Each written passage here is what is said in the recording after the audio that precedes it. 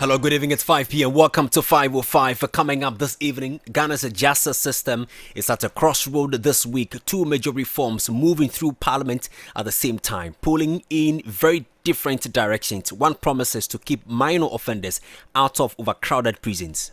Honorable members, the Community Service Bill 2026 is duly read the third time and passed.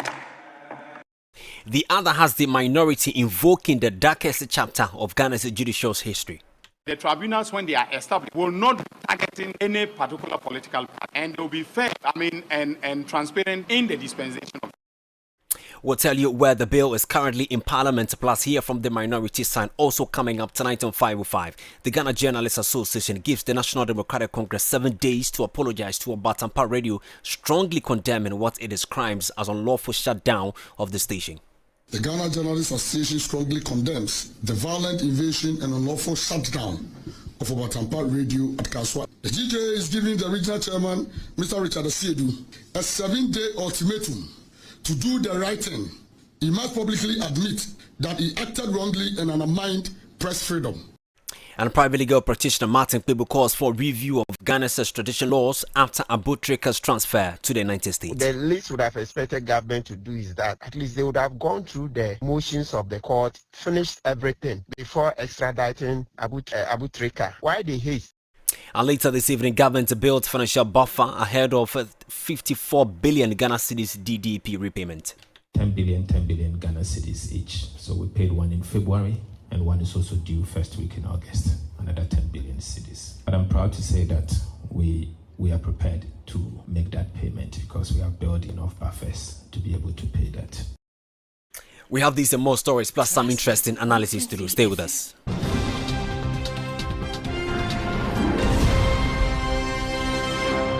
And this bulletin is coming to you live from our studios here. Digital address 0423598 North Laboni, Third Daddy Walk on Class 91.3 FM in Accra.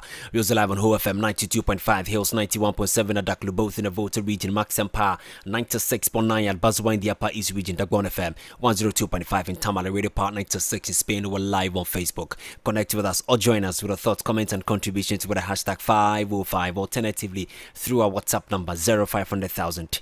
202. My name is Kwame Okyere Jnr. It's time. It's 505. Welcome.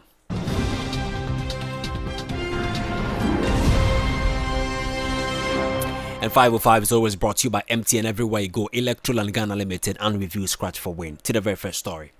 Attorney General Dr. Kwame Okyere Jnr. is moving to calm fears that a proposed public tribunal system could be turned into a tool for political persecutions. The tribunals bill currently before Parliament would establish tribunals at the district and regional levels for expedited criminal hearings. The government says the goal is to speed clearing a backlog that has left the court system stretched thin, but the minority is not convinced. They argue the bill risks reviving the extrajudicial tribunals of the PNDC era, when panels operated outside the ordinary court system and due process inspections were thin. Listen to Member of Parliament for Damango, Samalabu Jinapo, on the floor of Parliament on Wednesday. Mr. Speaker, with the greatest of respect, why do we like to create new institutions every now and again? We have High Court. Why have regional tribunals? If you want to have more court, you want to have more judges, you want to have more judicial staff, just follow up with what President Akufo-Addo did when he built almost 100 courts complex in our country. Build more court complex, recruit more judges, recruit more judicial staff. And if you want a jury system, let's have a jury system. Mr. Speaker, I don't want to believe this is job for the boys. I don't want to believe that. I don't want to believe this is job for the boys. It shouldn't be. And Mr. Speaker, the point, I don't want to believe that we want to recruit some lawyers from certain courtesses and make them chairpersons of regional tribunals and get 2 people to become members of regional tribunals and get jobs. Mr. Speaker, with respect, some kangaroo system where opponents of the administration will be run through a certain judicial system and jailed. We don't want that. Let's have the existing court system. Let's have the district magistrate court, the circuit court, the high court, the court of appeal, the Supreme Court. That is the judicial system in all civilized, developed countries in the world. We do not want regional tribunals. They bring about bad memories, scary memories, and bad dreams. So that's the Member of Parliament for Damango, Samuel Abu Jinapo, there. I'll share some details with you as far as this particular tribunal is concerned. So that's a public tribunals in Ghana from 1982 to 1993. So before being dismantled and integrated into the regular judiciary, well, the Ghana's public tribunals operated as a parallel court system that prioritized swift justice over strict legal structures. Established in 1982 under the PNDC led by Flight Lieutenant Jerry John Rawlings, the tribunals operated independently of the traditional court until Ghana returned to constitutional rule under the Fourth Republic in 1993.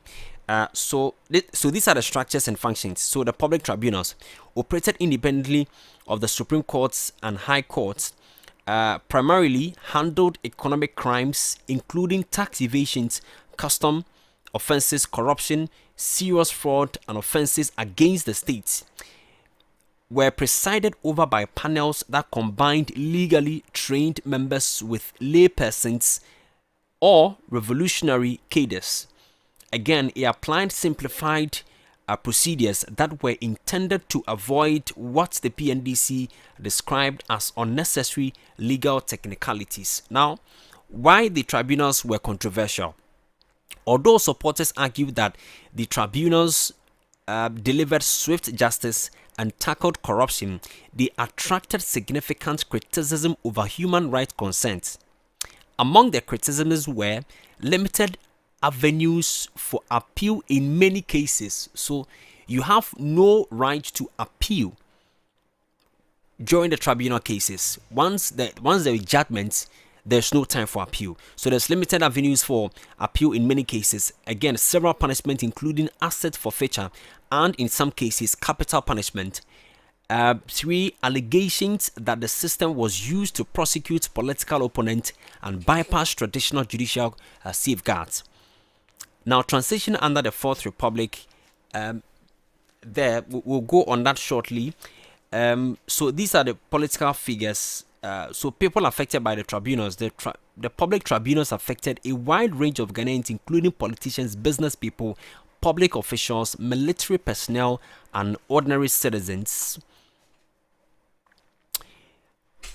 In terms of the judiciary, the number of people who were affected, one of the darkest episodes, of course, and of the PNDC era was the abduction and the murder of the 3 High Court judges and the retired army officer on June 30, 1982. And that is where I'm sure the Member of Parliament talked about some traumatic scenes that it comes with. So Mrs. Justice Cecilia Cranton Ado, Mr. Justice Frederick Opoko Sarkodie, and then Mr. Justice Kujua J. Ejapon, who's a retired court judge, so a late judge as well. Major Samakwa retired. The killings remain a significant event in Ghana's judicial history and are commemorated at the Supreme Court. So that's the mitres of the law. You recall that it was celebrated. There was a remembrance some months ago. So this is why some members of parliament are opposing this. Well, let's listen to the Attorney General, who has also been responding to the concern. He insists there will be free and fair justice delivery under the new system.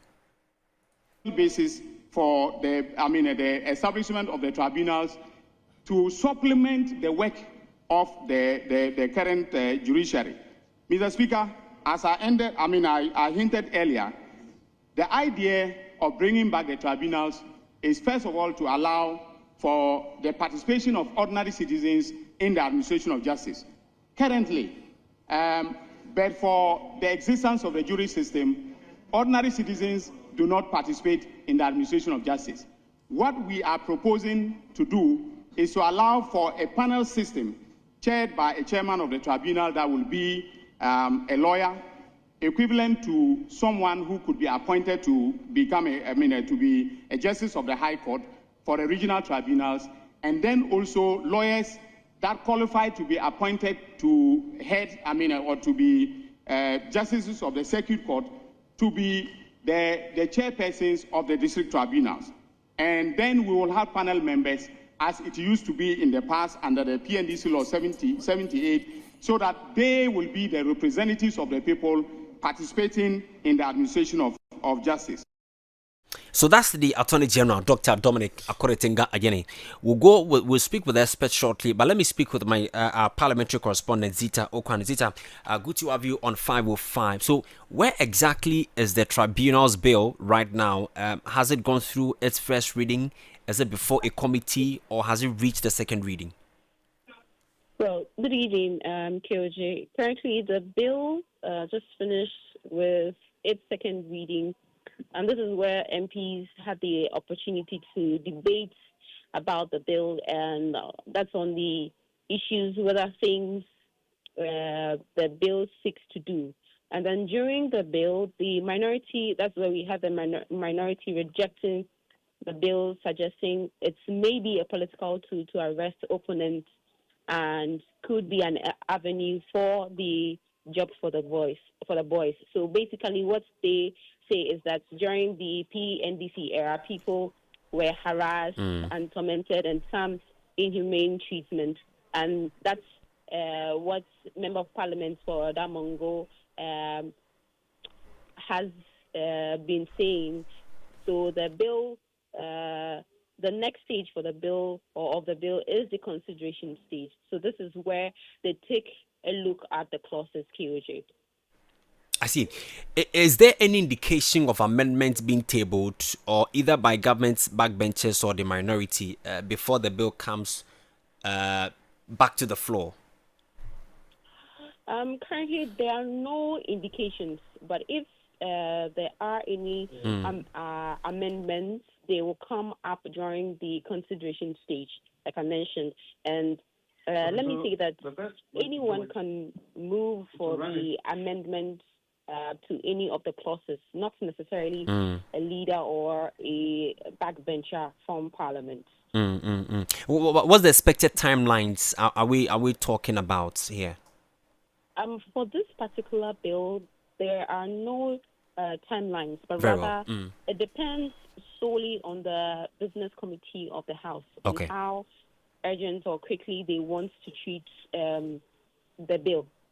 However, just yesterday when the bill was looked at, the majority leader, Mahama Yariga, hinted that they expect to pass a number of bills in the House, including this particular bill. And in the next 2 weeks, we should see that being done. So not a specific timeline, but rather I would say that it depends solely on the business committee of the House. I see. Zita, thank you so much for that update. So that's my colleague in Parliament's parliamentary correspondent, Zita Okwan. Let me stay on the line and speak with legal practitioner, lawyer Alexander Aban. Counsel, I'm grateful for your time on 505. Good evening to you, sir. I'm equally grateful for having me. Great. Good evening. Constitutionally, what safeguards would need to be built into this bill to prevent it from operating outside the normal appeals and fair trial framework guaranteed under the 1992 Constitution? Thank you very much, cherished listeners again. To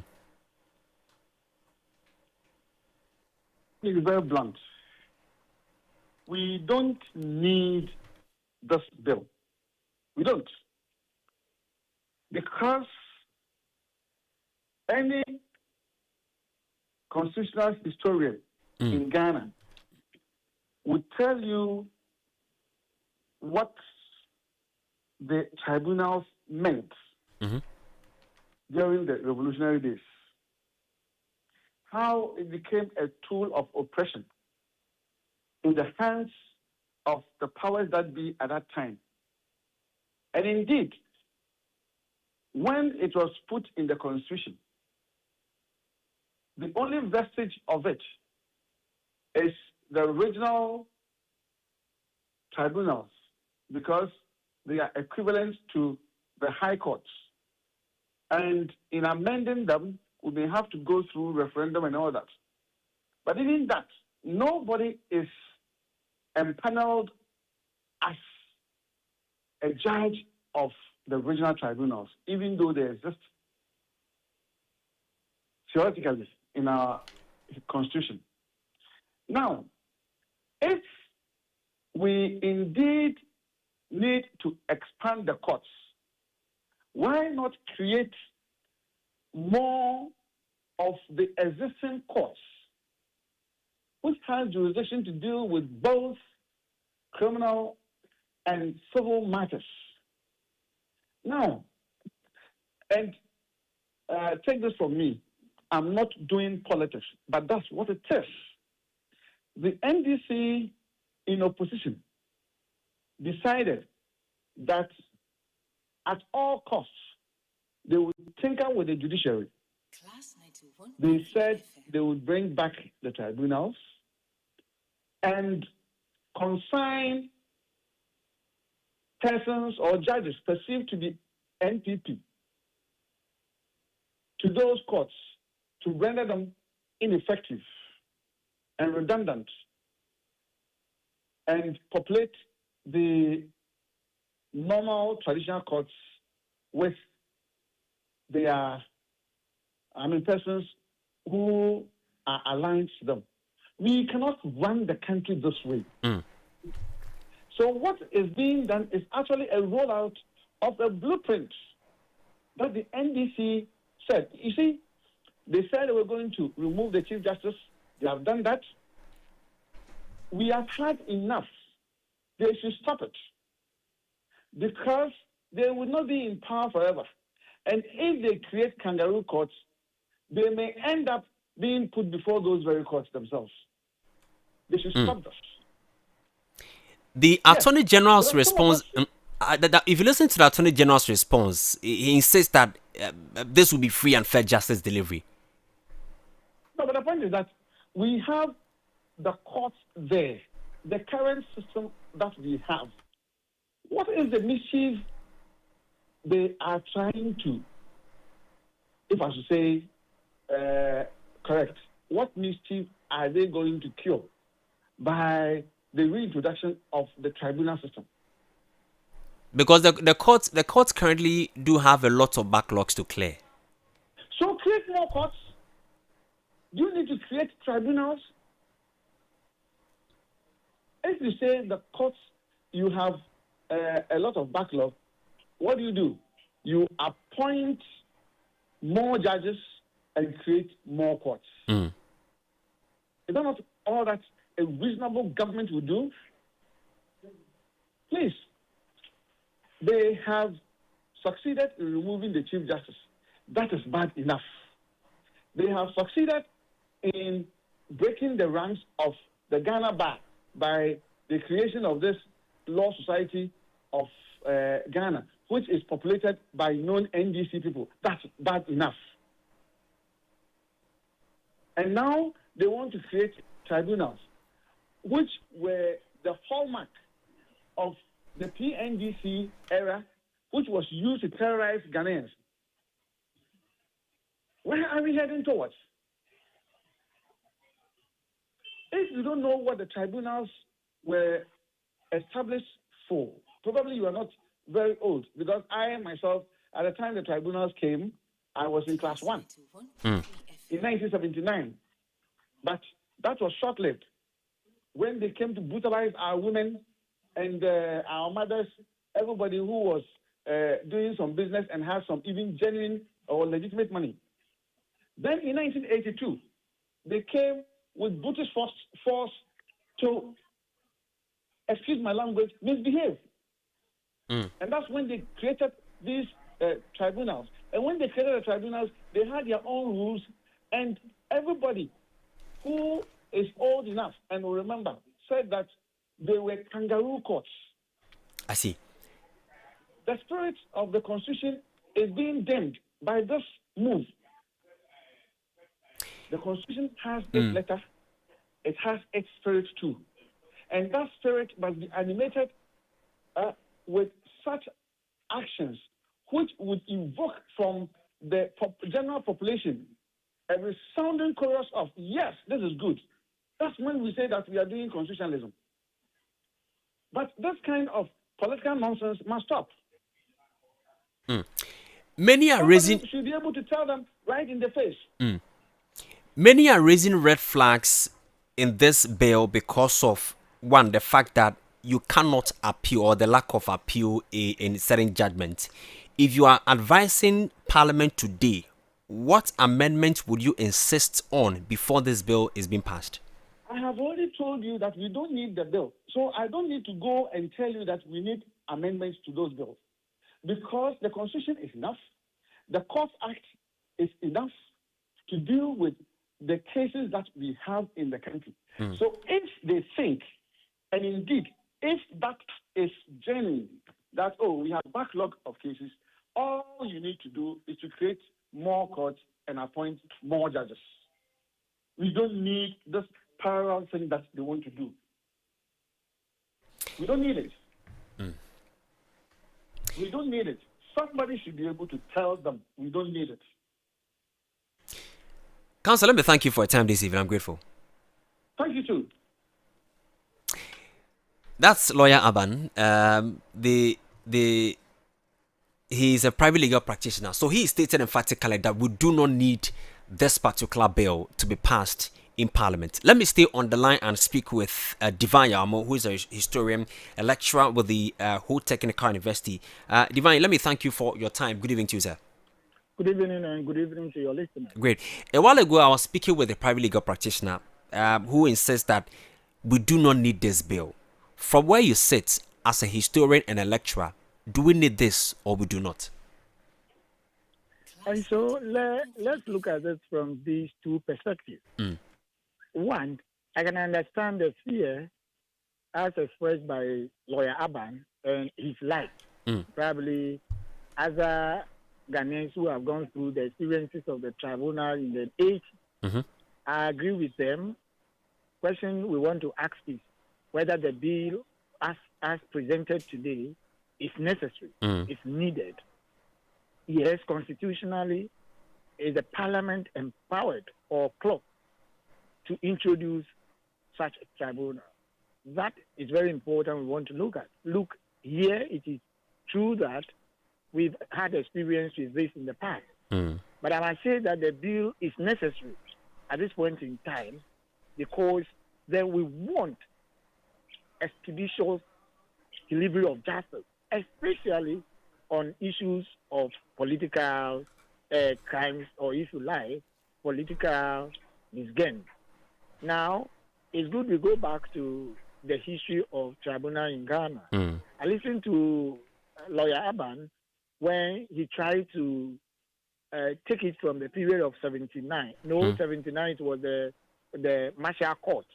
It was from 1981 that the tribunal system was actually introduced.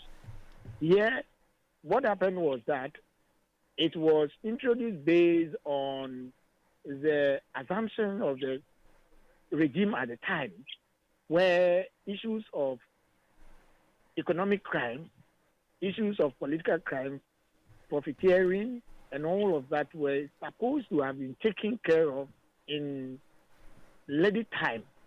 Except that when you look at the traditional court system or the orthodox court system, it drives a lot of legality, sometimes very expensive. It takes a lot of time, making a lot of assumed or alleged crimes that were perpetrated or committed at the time being delayed. And therefore, this tribunal system was introduced in the 80s. But when you look at how it was operationalized, it affected the rights of the individual. Don't forget that at this point in time, we were operating under military junta, and that the decree was used instead of constitution. Military decree was used instead of constitution. And so the introduction of the tribunals did not have what we would say constitutional backing, and therefore the rights of individuals were actually stepped upon. If you look at the way it operated, a typical example has to do with the case of the killing of the three justices, and then the one retired. So how the case went about, you look at that, and people will tell you that there is no conclusion of that case today. So today, because of the tribunal system and how the approach was done. Others were equally taken to same processes where people believe strongly that their rights were not considered to appeal in some cases. Yeah. Their rights were trampled upon, and the rights of the individuals engaged in this tribunal system were completely hurt. And so that fear definitely will emanate from the source. And today, if that tribunal, the word tribunal comes to mind, many who live in the time past, especially in the 80s, after the early 90s, will definitely revoke and invoke the spirit of the fear.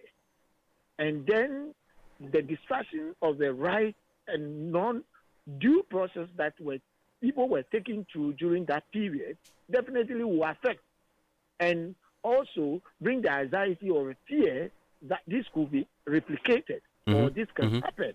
Yeah. Unfortunately, that cannot be the case today because we are now operating under the 1992 Constitution, which gives the authority to both the Parliament and the judiciary to create such institutions. When you go to Article 140, it gives Parliament the authority to create lower court, and the judiciary has the overseeing authority over this very lower court. So it is no longer an executive proposition, but based on the constitutional provisions, it is within the remit of the judiciary to control and guide the framework of the lower court as proposed by the Constitution, but as it also empowers the Parliament to do. So lawyer Aman talks about the fact that if we want to fast track cases at the courts, let's create more courts, post more judges. Again, what lessons from that period should lawmakers be applying as they draft this bill, especially when we talk about we are discussing the 1992 Constitution, the Fourth Republic, and the rule of law? So the understanding is that cases that were done in the 1980s and approach to those cases cannot be compared to today. We live in an advanced technological period where records are taken properly. In some cases, audiovisual records are taken. And people now have every form of observing. And then, of course, running commentary on the happenings even at the court. We all attest the fact that in the Supreme Court, we now believe that virtually every case should now be televised. And people are now allowed to go to court and listen. So where the situation becomes worse, people now can write. Social media is one of the platforms where you listen to people giving day-to-day, step-by-step account of the court today. So we are guided by the Constitution. And mind you, if you are talking about creating more courts, it also presupposes that you must create more judges. It supposes that you must create more budget for the judiciary. Is that where we are? The courts are there, yet we have the Alternative Dispute Resolution Committee, also controlled by the same judiciary. So I believe strongly that the work done by these people, you may not need more judges, more judges on the bench. The jury you need are people who are experts in the area. For instance, the tax experts in economic crime or tax crime. You solicit their service in sitting on the jury for these tribunals, original tribunals. Very important. It lessen the burdens of the traditional court system. And I believe looking at the provisions that are attached, you have the opportunity of appellate. So you appeal all the way to the Supreme Court. Today, Ghana is no longer, in fact, we are under democratic dispensation. It is no longer a military junta. When things are done that you find in this, why do we fear? Because there are a lot of cases that would naturally may not even get a start of a trial if we should go the way we are going now. So specialized courts are supposed to be established just as is suggested. And the tribunal is one of the special courts. And that, of course, is enshrined in the 1992 Constitution, as I've mentioned, Article 140, empowers the Parliament to do so. and do courts that are lower than the existing court. And this is one of the special cases. So I believe strongly that when this comes, we will be looking at cases because we have a lot of cases that are supposed to for trial. But as we stand, the traditional court is highly overburdened. And some of the cases are not. So concurrently, the traditional courts are going through trials and the tribunals are equally going through trials. Where there need be, the appeal will come at the end of the day. So I strongly believe that should come because we will need experts to go into some of these things. I see. Well, Divine, let me thank you so much for your time. I'm grateful so much for your time spent with us. So that's Divine Amo, who is a historian and also a lecturer at the Ho Technical University. This is 505 on Class 91.3. Well, lawmakers say the law is meant to ease overcrowding in Ghana's correctional facilities and reduce the cost of housing inmates for low-level crimes.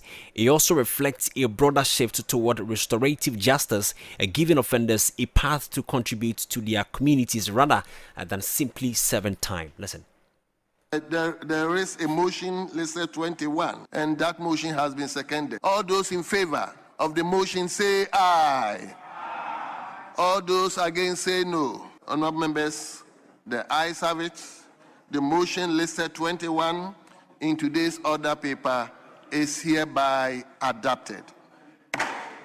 An act to establish a National Community Service Secretariat, provide for community service as an alternative to custodial sentencing for persons convicted of specified categories of offences and for related matters.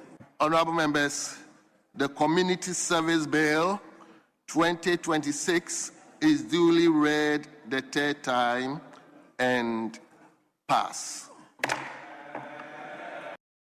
So there you have the first deputy speaker of parliament, Andrew Siama, presiding over that proceeding. My colleague Zita Okwan is still with me on the line. Zita, so good to have you on the show back.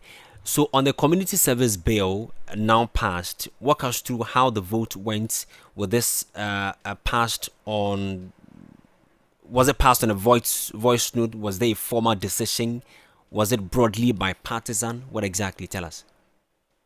Well, so KOJ successfully, the community service bill was passed yesterday, and this was mainly passed by a voice vote, and this is where you get to hear MPs who are in support say aye, and those who are against who say no, and this is what it means by to say that it was passed by a voice vote. I see. So what happened next procedurally? Has it been transmitted to the president for assent? Is there a timeline for that as well? What exactly is the next step? KOJ, after Parliament passes a bill, the clerk writes formally to the president and transmits the bill to his office for assent.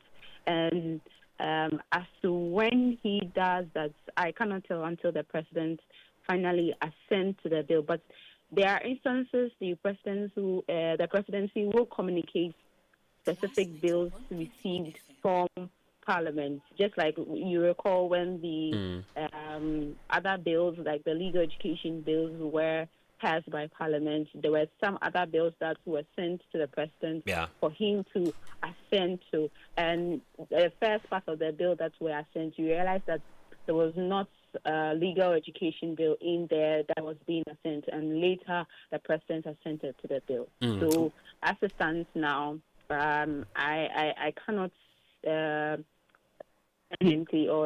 say that the clerk has written to the president for him to assent to the bill, looking at the time when it was passed yesterday. I see. Were there any reservations made by some of the MPs? Generally, there were some few amendments made during the consideration stage, and mostly some were around the diction and language. So overall, many believe that it is long overdue for the country to pass such a legislation, KOJ. I see. I know that tomorrow Parliament is not sitting, just like you told us somewhere on Tuesday, because of a national assignment tomorrow. What has been something that we need to know as far as tomorrow's exercise is concerned? Are the MPs, have they shown some commitments or some enthusiasm as far as tomorrow's Saturday's event is concerned? Well, just as the Speaker of Parliament, Alban Suman Akinso-Bagbin, had given a directive for the reason they are not sitting tomorrow, for the MPs to go to their constituents and participate in the general cleanup exercise. Today, Parliament adjourned earlier at the usual time. So where you have Parliament going to the hours of 6, 7 p.m., 8 p.m. And some 2 hours ago, Parliament adjourned where we had the Parliament Assurance Committee sitting because some ministers had to appear before Parliament. So in the directive by the Speaker of Parliament, it was said that all MPs are not sitting tomorrow, and for that reason, they have to close early today because they want them to go to their constituents to participate in the general cleanup exercise, KOJ. Okay. Zita, thank you so much for the updates given to us. So that's my colleague in Parliament, Zita Okwan there. This is 505 on Class 91.3. Well, private legal practitioner Martin Kpebu was questioning the speed with which Ghanaian socialite Freddie Kumi, popularly known as Abutrika, was extradited to the United States. Abutrika was extradited today and is expected to face charges of conspiracy to commit wire fraud and money laundering. U.S. prosecutors allege he was part of an $8 million romance scam that targeted elderly Americans using AI-generated fake identities to deceive victims into sending money, arguing that the court should have fully exhausted all legal processes before his transfer. Speaking in reaction to the extradition, Mr. Kpebu said while Ghana has an obligation to honor extradition requests, due process must be respected. He questioned why the extradition was carried out so quickly, especially when former Finance Minister Ken Ofori-Atta has yet to appear before a Ghanaian court despite ongoing legal proceedings involving him. Martin Kpebu called for a review of Ghana's extradition laws to ensure fairness and consistency in the administration of justice. And very regrettable that Abutrika has been extradited, notwithstanding the pendency of court different processes, right? That's to say that the very extradition was being challenged, right? There was a stay of execution, etc. So the least would have expected government to do is that at least they would have gone through the motions of the court, finished everything before extraditing Abutrika. Why the haste? You know that we started the extradition of requests. We started the request, etc., for the extradition of Ofori-Atta in November 2025. That was well ahead of the request that the U.S. brought for the extradition of Abutrika. Yet we have finished too quickly and have extradited Abutrika when Ofori-Atta has not yet even attended one court. In actual fact, it appears he has not yet even been given the court the processes. Yes, the case has not been filed in court and he has not been asked to respond yet. So ours has been too fast. We need to look at our laws again. We shouldn't be sending our citizens too quickly. I keep saying that we should have kept Abutrika as one of the bargaining chips. Now we are left with Daniel Yusuf. So we hope government will do the needful, not extradite Daniel Yusuf, who is the case partner to Abutrika, until they also extradite to Ofori-Atta.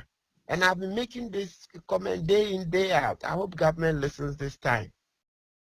So that's private legal practitioner Martin Kpebu. Let me get a security perspective in this matter. And fraud and crime prevention consultant Richard Kumadu joins me on the phone. Mr. Kumadu, I'm grateful for your time on 505. I've seen that you have some keen interest in that. You shared some details with us, and I want to go through that. But first of all, from a security enforcement perspective, why might U.S. authorities have sought Abutrika's extradition so urgently? No, once you've come under international crime investigation and extradition is what is on the table, you have to go through the process. I was happy when Matikwebu said we have to look at the extradition laws for reforms. Abu Trika was not just walking in the street and he was hauled into the plane and taken away. When it comes to extradition, you have to go to court. Exactly. So if the court process is not exhausted, there's no way he's going to go to airport and they will throw him in the plane and take him away. Then that we can say he has been kidnapped. Is that not it? What happens at the airport is this. Because there are litigation issues and there are crime investigation issues and there are geopolitical issues and court procedures and all manner of things that goes with extradition, before you be put on a plane as an enforcement officer at the point of entry or departure, there has to be a court order. There has to be an instruction relating to the particular officer and in relation to the particular crime. And once you meet the criteria, that is the only way they are going to put you on the flight and let you go.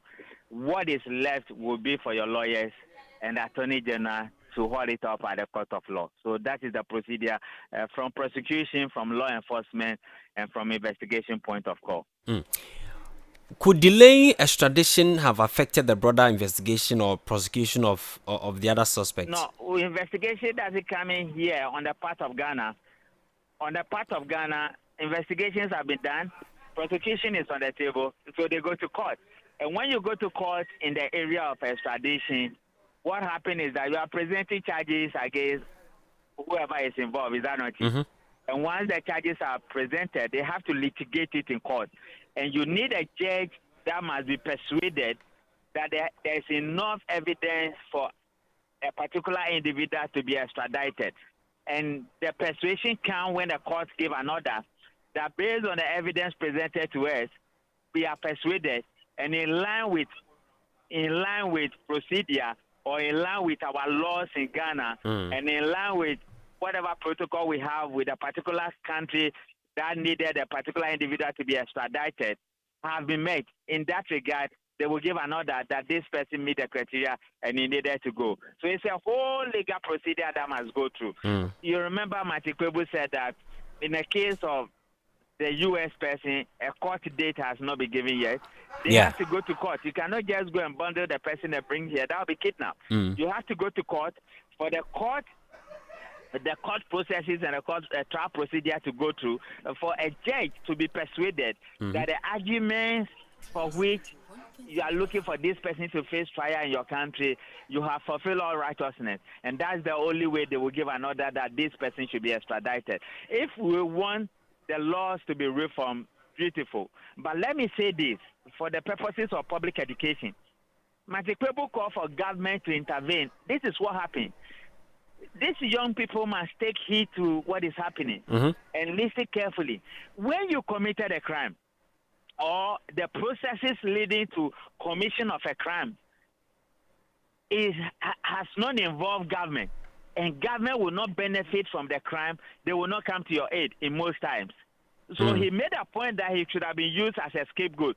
Mostly in terms of international relations and geopolitics and international crime investigations, governments will come to your aid when the nature of the crime you have committed or the processes leading to the commission of the crime is in the interest of the state. And it's in the interest of national security. Those are the positions, or those are the premises for which you will see governments acting on your behalf. And sometimes they may use you as an scapegoat, or they may use you as a bargaining chip. Other than that, they will let you face the rigors of the law. And this should be a warning, because there are some things we see on air, and there are some things that do not really happen when it comes to the operationalizing it. It will not happen at all. If I committed a crime that is in the interest of the state and is in the interest of national security, government will come to my aid. But if the crime I committed has no reference to government and the processes leading to the crime will not benefit the state, and in the interest of the state or in the interest of national security and national sovereignty, they will hang you dry. That's the word. They will hang you dry. They will never come to your aid. Because, you see, people said the president should call the America and call the White House. If our president called the White House, they are going to ask him just about 4 questions. One of the first questions they may ask him is that, has his right been curtailed? And number 2, has due process been followed? Due process here means Has he been sent to court? Has he been given a lawyer? Has he been legally represented?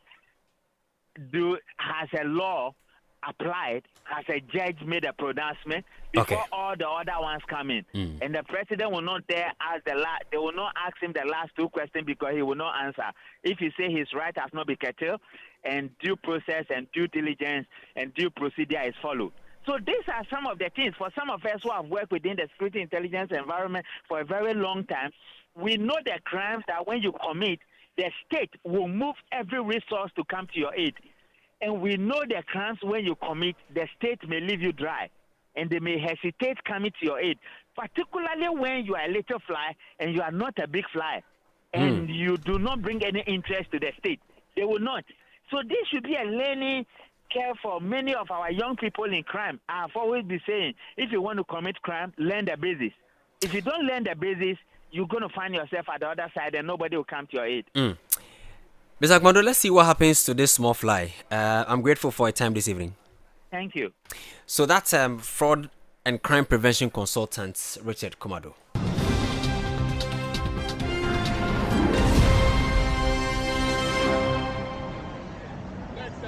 30 years ago, MTN arrived in Ghana and everything changed.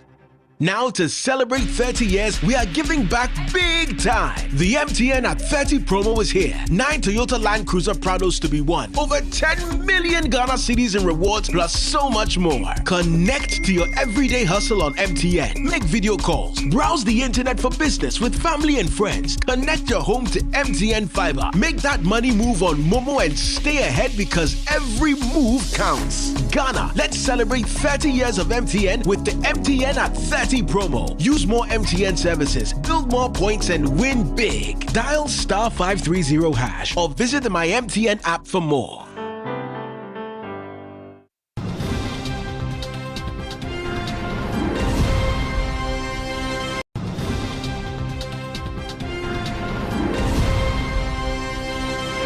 You're welcome back from that quick commercial break. 48 minutes after 5, the Ghana Journalists Association is demanding an apology from the National Democratic Congress over the shutdown of Kaswa-based Obatampa Radio in the Central Region. The incident occurred on June 25, 2026. The Municipal Chief Executive for the area, Seth Banini, together with the Central Regional Chairman of the NDC, Professor Richard Kofi and others, allegedly stormed the radio station and locked down the station while the morning show was ongoing. According to the producer of the show, Bernard Mreku Nyampong, the group stormed the studios, sacked the workers on duty, locked the premises and took away the keys.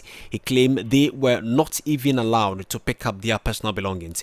The GJ at a press conference said such acts is against the media and journalists will not be tolerated. He spoke during a press conference a while ago. Listen to the president of the GJ, Albert Jumfo. The attack on Obatampa Radio, Kaswa. Colleagues, the Ghana Journalists Association strongly condemns the violent invasion and unlawful shutdown of Obatampa Radio at Kaswa in the Central Region on Thursday, 25th June 2026. The facts available to the association after visiting the station point to a disturbing act of intimidation, lawlessness, and contempt for constitutional democracy. Report from staff of the station to the GJ explained that a group led by the Central Regional Chairman of the National Democratic Congress, Mr. Richard Asiedu, accompanied by the Ewutu Senior East Municipal Chief Executive, Mr. Seth Banini, and the constituency NADMO coordinator, Inyandi, stormed the premises of the station shortly after 10 a.m., accused the station of political bias, and alleged that the station had taken money from a constituency party chairman to undermine the regional chairman. So that's the president of the GJ. Well, they also want the police to investigate the incidents and publicly publish the findings, among other demands. Now, our demand.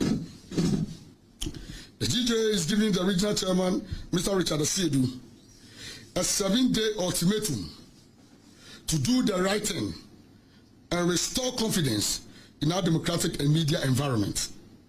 1, he must publicly admit that he acted wrongly and undermined press freedom. 2. Issue an unqualified apology to Obatampa Radio and the wider media fraternity. Compensate the station for the revenue lost as a result of the unlawful closure. 4. Report himself together with all persons who accompany him to the police for the appropriate action to be taken. 5.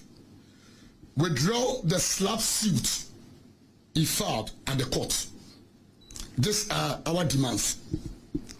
If he fails to comply within the stated period, the DJ will have no choice but to escalate the matter by utilizing our weapons and constitutional means and treat his conduct as a direct attack on press freedom.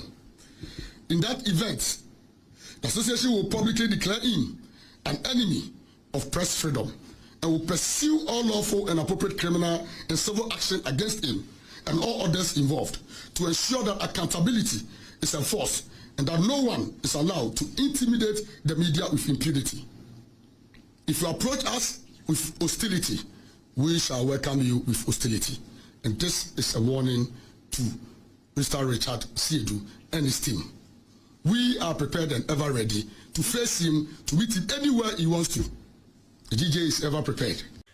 So that's the president of the Ghana Journalists Association. Before we go to business, tomorrow is the National Day for Cleaning Exercise initiated by President John Dramani Mahama. Clash News took to the streets and we asked a section of the public here are they concerned. For the cleanup tomorrow, I think it's not really necessary because considering the fact that people are going to be, shops are going to be closed, I don't think it's something, we just need to assign maybe a company to do that cleanup. It's a good thing and it should be done on a monthly basis. It shouldn't be like just a 1 month thing or a one-time thing. It should be something that should be done like almost every month or maybe after 3 months. Then it will happen. Oh, the cleanup exercise coming on Friday and Saturday. I think it's a good initiative. So I'm urging everybody to participate or involve him or herself so that Ghana can be clean. Okay, so yeah, I've heard of it though, but 2 days I don't think is necessary like that. It can be on weekend, maybe Saturday, but for them to decide to do it on Friday and Saturday, Charlie, then it means people can go to the market and go and work. And when it happens, so it will also worry the people who have to come to the market and purchase. So if they can do it maybe on Saturdays, which is only 1 day, or maybe Fridays, so that Saturday people can go to the market, I think is right. So that's a section of the public. So I want to entreat everyone to join the cleanup exercise tomorrow. Tomorrow, I'll be at Ewutu Senya East, the Central Business District, to clean up. Prempe, what will you be tomorrow? Lejo Kuku. I'll be covering Teshi. We are not saying covering. Are you going to clean? Yeah. No, I'll clean on Saturday. Okay. Yeah. You cover tomorrow and clean on Saturday. So Saturday, Teshi and Itemva. Is that what will you be? Lejo Kuku. Anyway, so let's all be in our various constituencies, various assemblies or municipal to clean. Tomorrow I'll be at the Ewutu Senya East, Kaswa to be precise. Let's join, let's clean. After that, I'll come to my other municipal, Gasouth, to also support the Tuba Runabout, Kokrobite, Oshie, Langba. I'll clean the whole area. It's time for business with Rempe.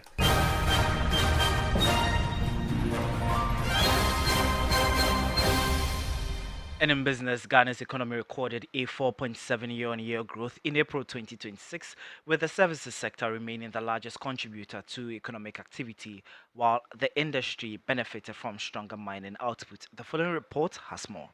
The latest data showed that although the economy continued to expand, growth moderated from the 7.4% recorded in April 2025. The growth index rose to 113.3 in April 2026 from 108.2 a year earlier, extending the economy's upward trend over the past 3 years. According to the GSS, the index has increased steadily from 96 in April 2023 to 110 113.3 in April 2026, indicating a sustained growth in economic activity. The service sector recorded 6.0% year-on-year growth and accounting for 61.7% of the overall expansion in April 2026. The performance was driven largely by activities in the information and communication subsector. Industry also strengthened during the period, growing by 4.0% compared with 1.1% in April 2025. The improvement was attributed mainly to increased mining activities, with the sector contributing to 9.9% of the overall growth recorded during the month. The agriculture sector expanded by 1.7%, recovering from a 6.9% decline in April 2025, primarily by the crops and livestock subsectors. Agriculture accounted for 4.5% of the month's overall economic growth. So that was a NewsX report. Now, the Minister of Finance, Dr. Kasiala Toforson, says the government has begun setting aside funds to meet a 54 billion cedi domestic debt exchange program DDP repayment due next year. Just days ago, the ministry announced the settlement of a $700 million euro bond debt obligation ahead of schedule following earlier 2025 payments totaling $1.4 billion. Speaking during a working visit by the Vice President, Dr. Toforson said the government has also built sufficient buffers to meet two major DDP debt repayments. 10 billion Ghana cedis each. So we paid one in February, and one is also due first week in August, another 10 billion cedis. But I'm proud to say that we are prepared to make that payment because we have built enough buffers to be able to pay that. Next year is another big year for us. Next year alone, we are seeing debt repayment. DDEP alone, we have to service debt about 54 billion Ghana cedis. In the month of February, we have to pay about 39 billion cedis. One day, 39 billion Ghana cedis.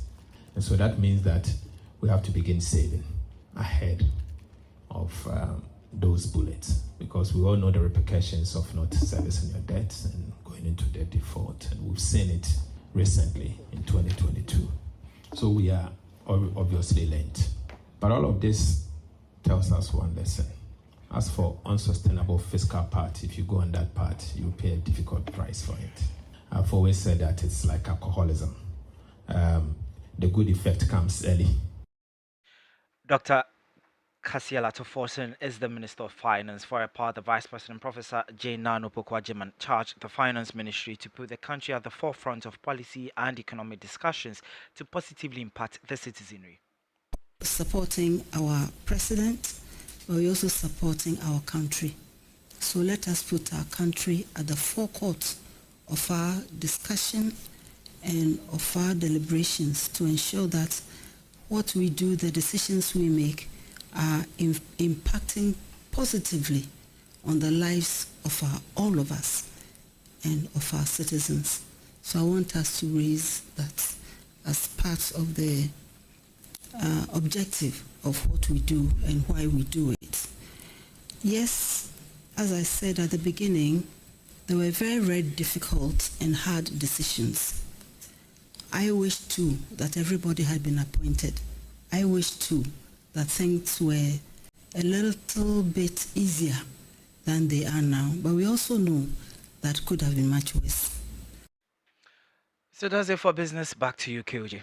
Thank you, Prempe, for bringing us to business. Let's do some messages that have come through our WhatsApp console. This one says, good evening, KOJ. The NDC is on the right course. MPP is afraid of tribunals. The Constitution is there to guide every case. The law is going to work faster and they are afraid. Stay away from corruption and be safe. Erica from Asaki, Gulf City, shared that message with us. Good evening.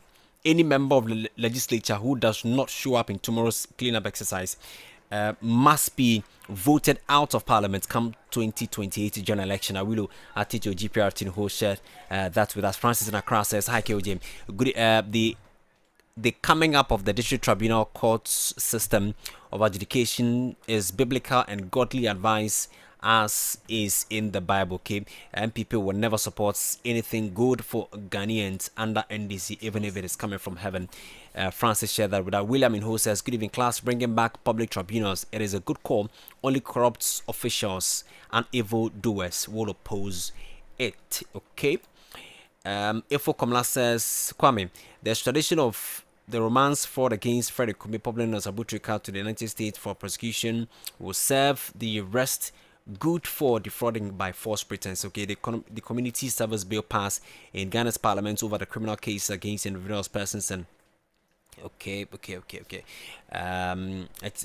He is supporting that as well. If Okomla shared that with us on behalf of my team, I'm grateful. But review scratch for win is here.